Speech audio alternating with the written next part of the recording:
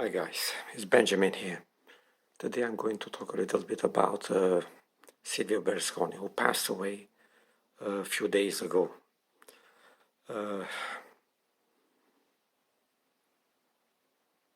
If I have to choose a man who shaped the political life of Italian politics in the last 30 years, I should be hard-pressed to find another one but Berlusconi.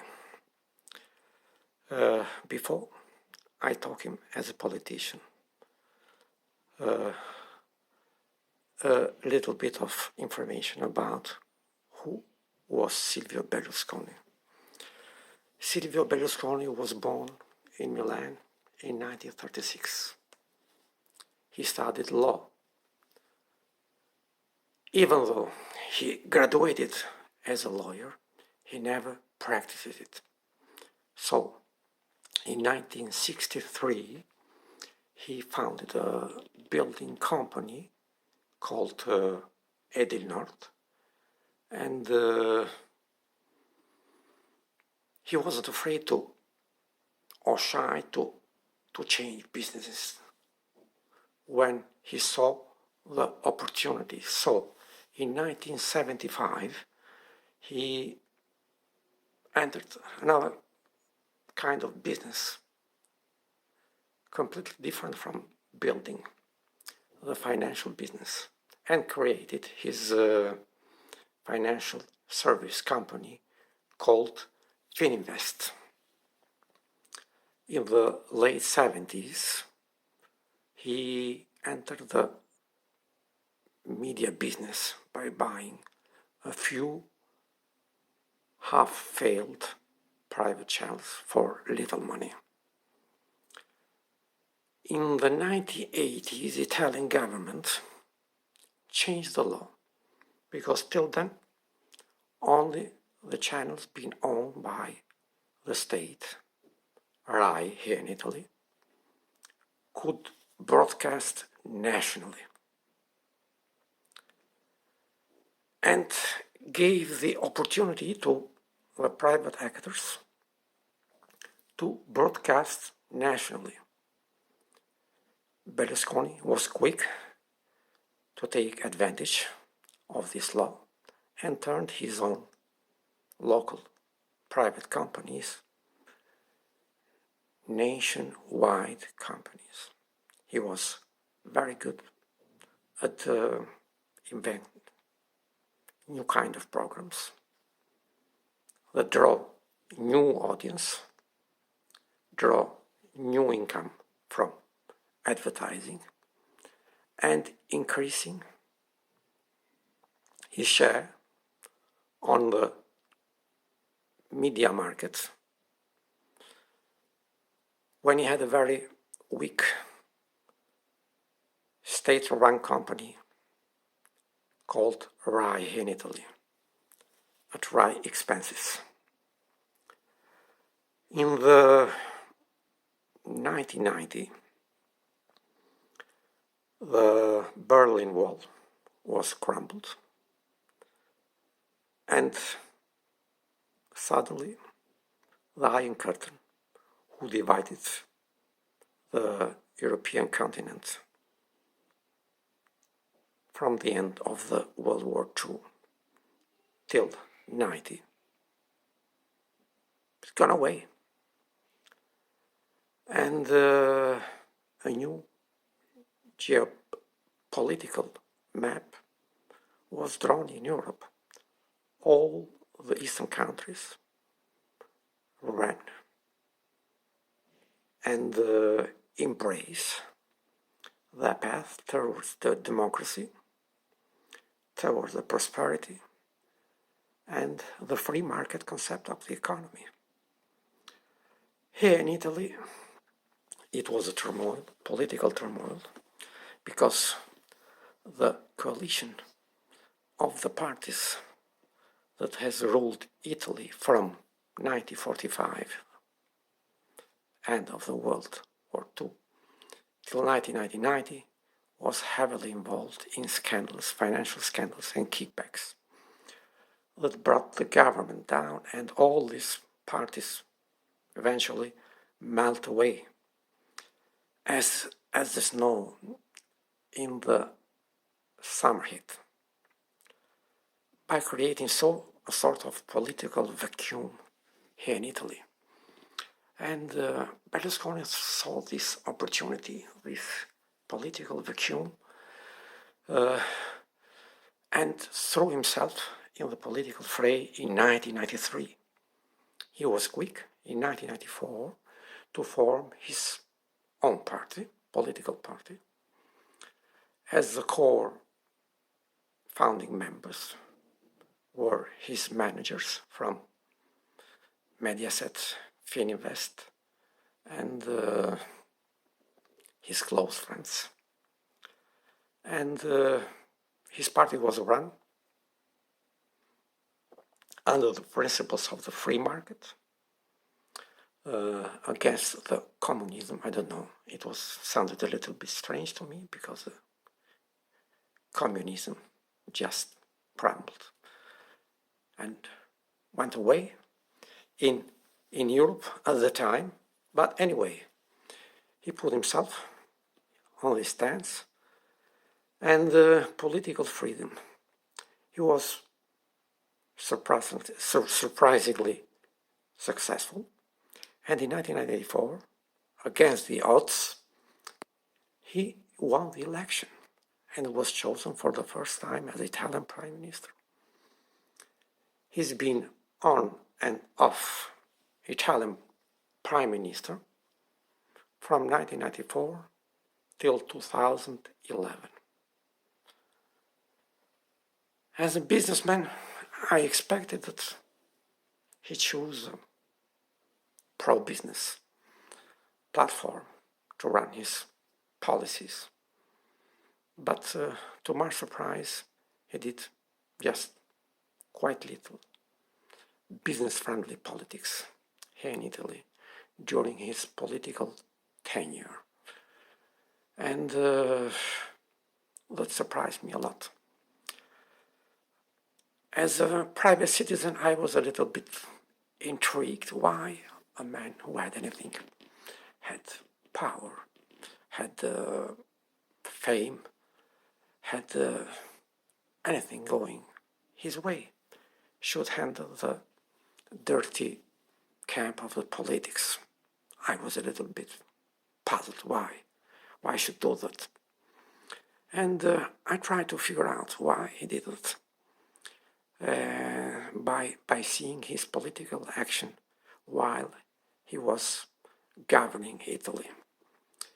The way the business is run in Italy is, if you haven't got contacts in the upper echelon of the politics, you can't run a successful business. You can't extend your business. You can't get licenses. So you have to have these sort of contacts. Paying sort of bribes, envelope, under the desk in order to prosper.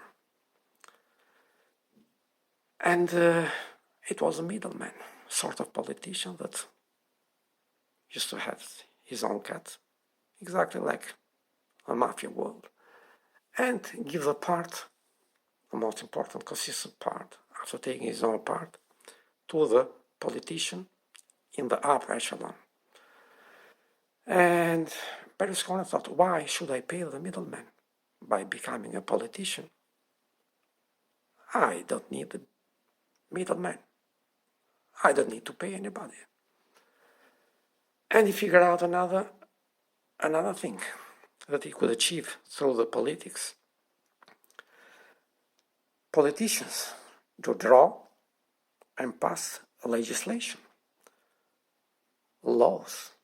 So he thought, why becoming a politician?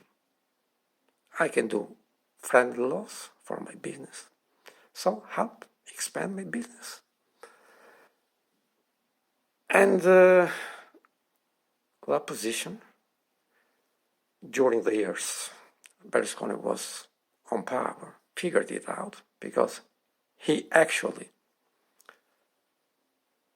drew and passed the laws that were ad personam, but with little success.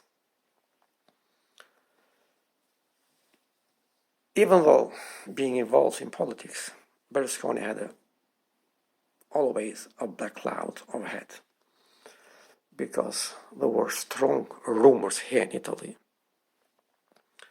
that the initial capital, when he started his life as a businessman, was provided to him by mafia, or high echelon in the mafia. And he was blackmailed by mafia. Even though the suspicions were high, they were never being proven in the court of law, beyond the reasonable doubt. Even though this black cloud remained overhead till the end, and is going to be so even after he passed away. An interesting fact is that as a politician, Berlusconi did quite well in that famous Italian island where mafia was born. And curiously, in the areas of the land where the mafia presence was stronger, he did even better, getting even more than 50% of the vote, which aroused suspicion. Why? Because behind the scene, behind the curtain, it was clearly seen a sort of mobilization of the bosses of the areas on pushing people, pushing the electorate of the area for voting Berlusconi. Why? Why should they? Because mafia doesn't give you anything for free.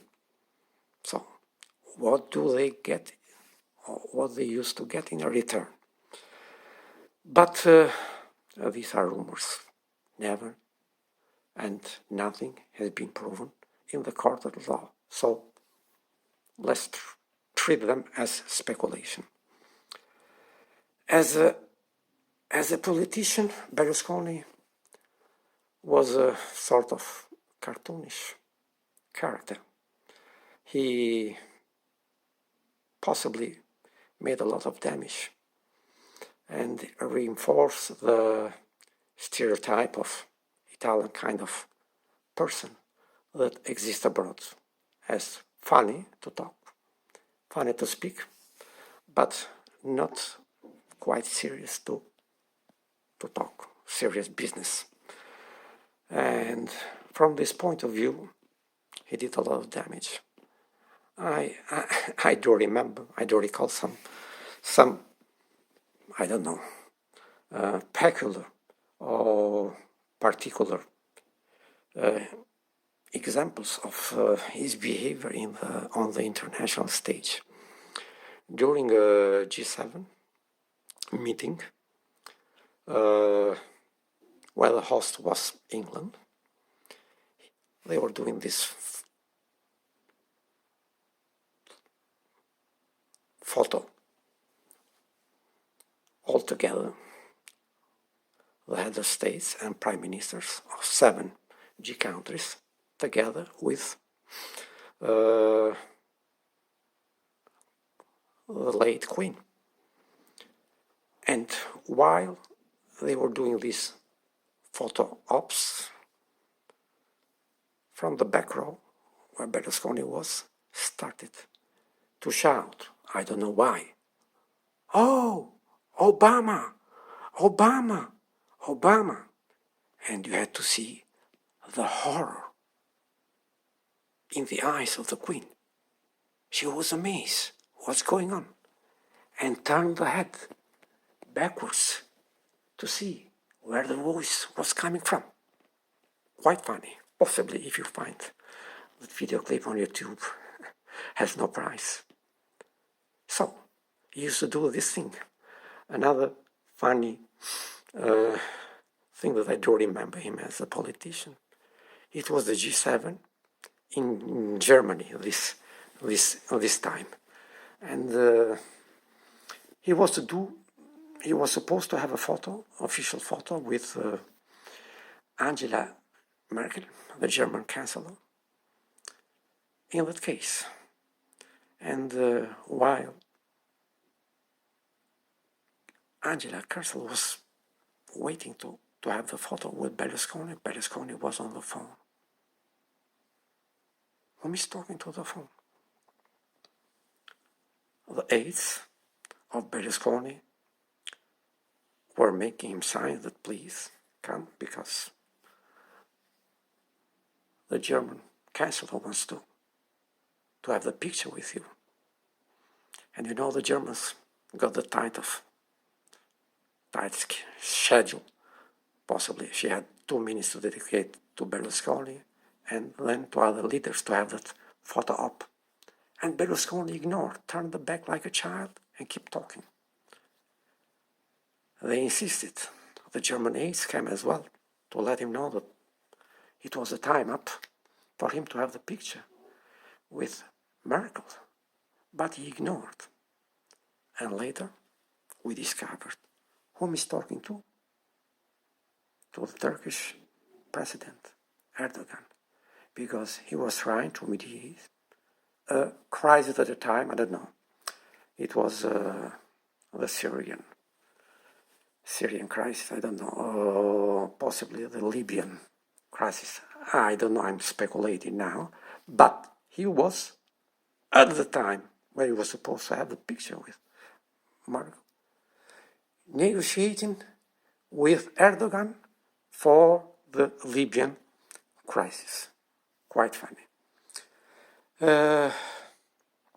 Anyway, in 2008, his party won a landslide political victory, having almost 37% of the vote, giving him 4 years of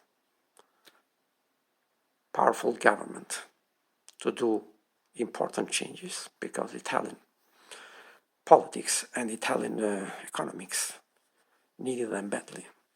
What did he do? Nothing. He enjoyed himself with the Bunga Bunga party. What were the Bunga Bunga parties? Bunga Bunga parties were his as a prime minister with his close entourage, having, as they called them, elegant dinners. What these elegant dinners consisted of this Berlusconi. At the time he was almost 75, 76, grandpa with many nephews and nieces as grandpa, enjoying himself with this bunch of old guys, with the young girls. Who were these young girls? These would be aspiring starlets, ballerinas, or young girls with, I don't know, any sort of casting in this media company, who have been contacted via his managers to these parties of Berlusconi, where they have been handsomely paid. And during these parties, they used to strip in front of these guys, including Berlusconi.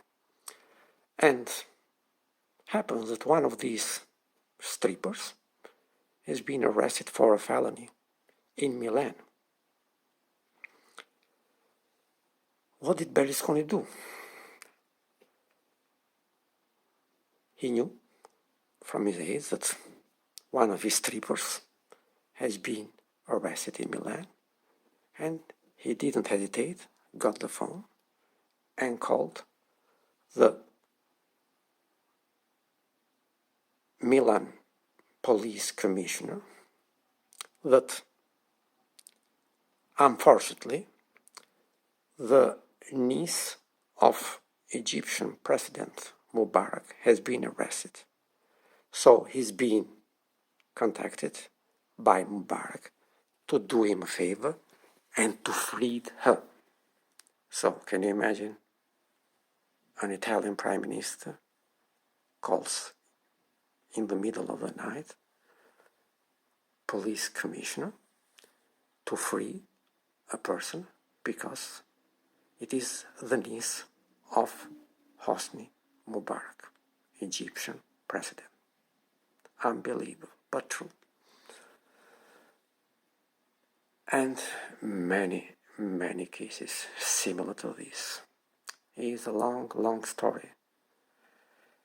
I need a long, long night to tell all of them. So let's cut it short over here. In 2014, he's been condemned in the court of law for corruption. Definitely. And he's been banned in the politics, or was banned in politics from 2014 to 2018. And nowadays, the Italian government proclaimed the national mourning for a man who's being condemned. I know, he's been four times Italian Prime Minister, but it is condemned for a proven crime. So, I don't know what to say. I've been left aghast from this decision of our government, quite embarrassed. But let's cut it over here. His political creature, Forza Italia, went from 37% in 2008 election to roughly 7% in the latest election of the last year. So, eventually, a fraction. He didn't want to live ahead of the party, so his own creature, possibly, I don't know, is ready now for the night of the long knives, because he didn't, on purpose, or because he ignored, let a hair. So I assume his own political creature is going to dwindle and to dwindle till it fades away. This man had a great contempt about women as well. He considered women sexual toys, just for the purpose of providing sexual enjoyment to the man's lust. Never considered women as a human being having their own personality. And a man who loves to be center stage and the alpha man ended up to be the junior partner. How funny and how ironic the things go sometimes. The junior member of a party which is run by woman. Meloni, who is Italian Prime Minister actually. It was quite funny to see his behavior. He almost infant behavior. In the photo ops, while the government was formed, because being aware, being a junior member, and the side dish where the center stage was a woman was very hurting for him. So the pain was quite visceral, quite visible, even to the people from the other side. So this man left, but left a legacy we have to deal with. This man has been a master of bad actors as well. I'm quite sure that Donald Trump in the States and Lula in Brazil have been inspired by him, applied his book play,